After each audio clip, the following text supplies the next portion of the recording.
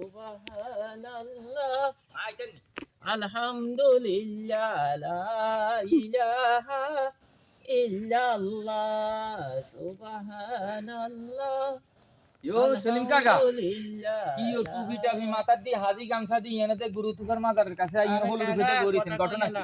ইয়ানো আইসি বাবার দরবার সর্বশান্ত তো হয়ে গেছি এখন চাই ভাগ্যের কোনো পরিবর্তন ঘটায়নি আল্লাহ ইয়ো কাকা হুজুরের উসিলা কাকা ইয়ো শুনেন আপনারা অন কুসংস্কারের হয়ে গেছে। আপনি যদি চাইতে হয় কিছু চাইতে হয় তাইলে আপনার 5 ওয়াক্ত নামাজ পড়তে হইব, মসজিদে যাইতে হইব, মসজিদে যাই আল্লাহর দরবারে চাইবেন। ইয়ানের মধ্যে কান্দাকাটি করি সারাদিন কান্দাকাটি করলেও আপনার কোনো আমার মনে হয় না কোনো সোয়াব হইব।